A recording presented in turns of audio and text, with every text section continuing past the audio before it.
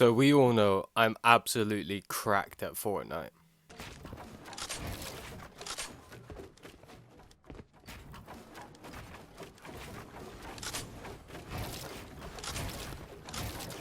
Chat, we seeing that quad edit. Oh, fuck off! Shit on! Fuck! So obviously I'm joking, but here's some tips and tricks that you should learn so that you can make your first earnings, and hey, who knows, you might be the next up and coming pro. But before I start the video, we are so close to hitting 600 subscribers, so it would really help out if you liked and subscribed this video. And yeah, let's get into it. First off, a tip for controller players. Well, mainly PS5 users. I don't know how to help you, sorry Xbox. How many YouTube videos have you clicked on saying they will help you improve and become the best you possibly can be on controller, even better than some keyboard and mouse players, only to tell you that you need to buy a scuff controller or a controller of some sort with paddles? Well, I'm not being funny, but not everyone has £100 to £200 to spend on a fucking controller. I know this was the issue when I was looking around, trying to find tips and tricks on controller to become better. Every single video I would go on, they would always say to buy a controller that has paddles. I looked into it and instantly was like, no, I'm not doing that. Now, I'm not going to do that. I'm not going to tell you to go and buy a controller with paddles. Except from on Xbox, I'm not sure what you would have to do to unbind anything on it.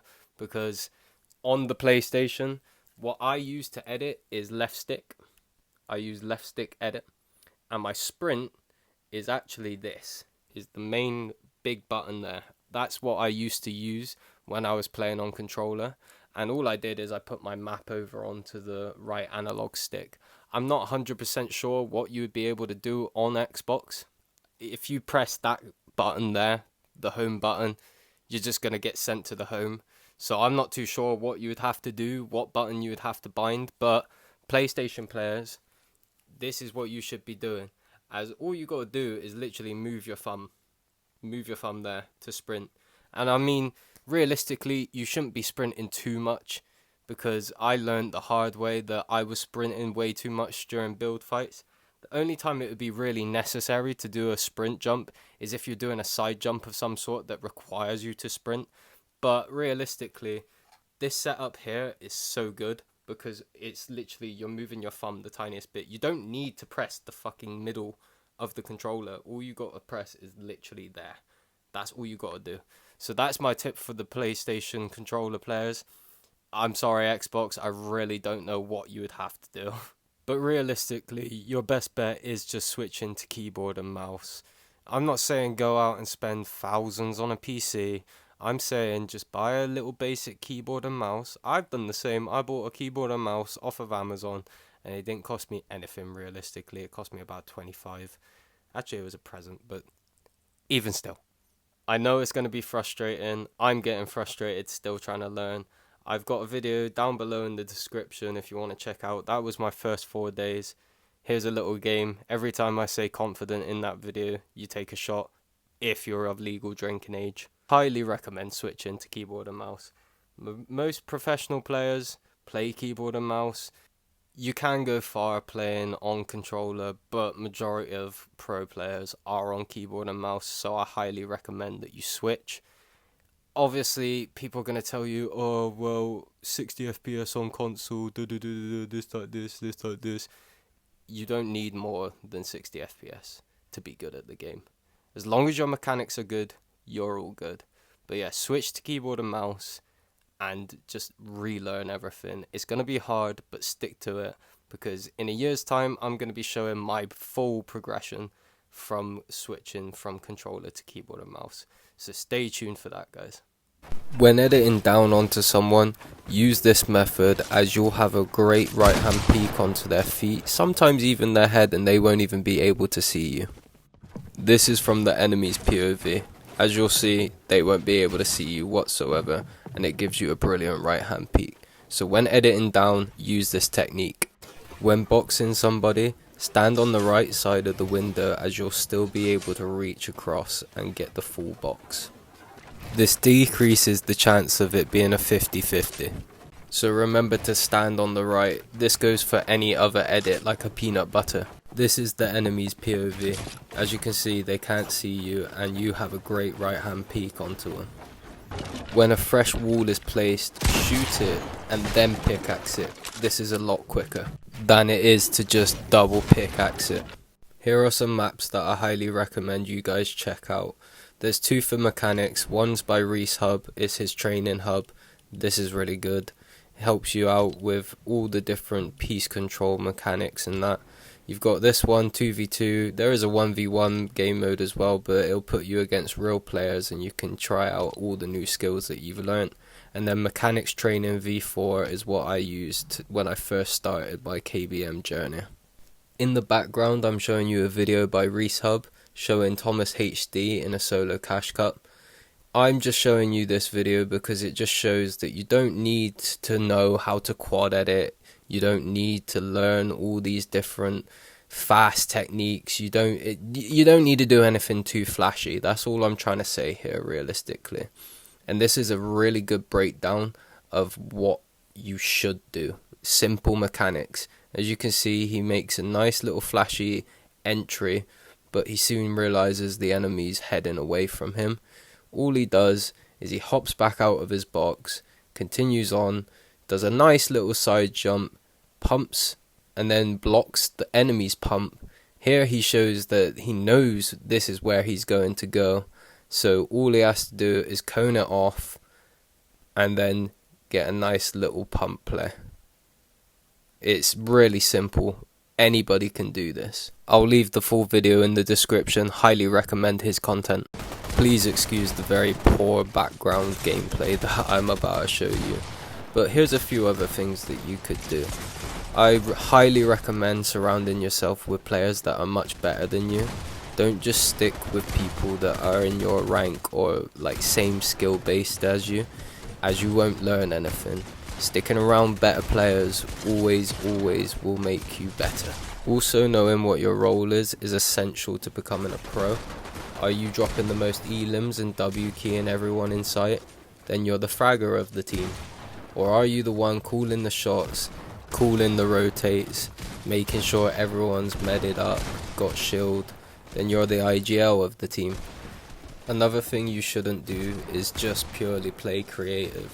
Yeah, people in creative can be sweaty, and especially in some different game modes that I play, you get massive sweats in it. But don't just stick to playing creative, as you'll get used to it too much and not actually know how to play a normal match anymore. You may be a creative demon, but you gotta translate that into your actual gameplay. I suggest every now and then playing the cash cups, and if you don't have a partner to duo with, then try and find someone on a Discord. Or there is actually an app, I can't remember off the top of my head what it's called, but there's an app where you can find people around your skill base and what they're looking for in a teammate. Another thing that you should be doing is watching how pro players play. Watch their streams or watch their YouTube videos and see what they do in certain situations and see why they made that decision. As much as I don't like him because of how cocky he is, Peterbot is probably a good person to be watching and see how he plays. Don't obviously try and imitate and go straight into copying their mechanics straight away. Just see why they've made the choices that they've made in certain games and see if you can emulate it, or even see if you can understand why they've made the decision that they've made and see if you can then translate that into your own gameplay. Maybe not even watch a pro, maybe watch a content creator on YouTube such as CypherPK or Nick30. Yeah, they're not on a professional level, but they're still really good at the game. I myself am not a fan of Nick30, but I can't deny the fact that he is absolutely insane when it comes to playing the game. Obviously, like I said, they're not at a professional level, but they're still good at the game. So you can still learn something from them, and it's baby steps at the end of the day. You don't want to just go straight watching Peterbot and not understanding exactly what he's doing or why he's doing it, because like I said, As much as I don't like him, he's a really good player, and some of the stuff I've seen him do, I've not been able to keep up, even having to put it on slow motion just to see what he's doing and how he's building, editing. So I do recommend watching some content creators that are a lot better than you are. I know this is super obvious, but just keep practicing. These top pros didn't get where they are today just from being lucky. They're actually really good at the game, and they've put hours and hours and hours into their craft. I know it's going to be hard, and I know it's going to be annoying, but all you've got to do is just to keep practicing, working on the things that you're weak on, whatever that may be, going into cash cups, solo ones if you need to. You may not do great, but it's still the experience that you need to learn. You're not alone. I myself need to take this advice as well. We're all starting somewhere at the end of the day. You may be really good, but you can't get a win and earnings in the cash cups. So this video may give you the motivation to try. This video is for everyone. I myself, like I said, need to take this advice. I'm not the greatest player in the world. I mainly just make content on Fortnite. But I find myself coming towards a coaching kind of style, as I have a good understanding of the game from watching YouTube videos on analysing mechanics of the pros. That's another shout out to Reisshubs. He's helped out a lot with my understanding of the game, but also from watching actual competitive matches such as the most recent Grands. I'm currently editing this and I kind of forgot to add this in, so that's why the mic's a little bit different. But search up what different pro players' sensitivities are and use those. Don't use their binds, because everyone will find different binds more comfortable, and I'm not gonna lie, trying to copy some of the pros' binds are quite frustrating. I can't use my thumb properly, only to use it on the spacebar, so I find it a lot easier to use my other fingers. So yeah, search up the sensitivities of your favorite pros, but don't use their binds. Find what binds are comfortable for you. Anyway guys, I hope you learned something new. Maybe you didn't, but even still, I hope you enjoyed the video. If you could leave a like and a comment, even subscribe, that'd be lovely. I would appreciate it a lot. And yeah, until next time, peace guys.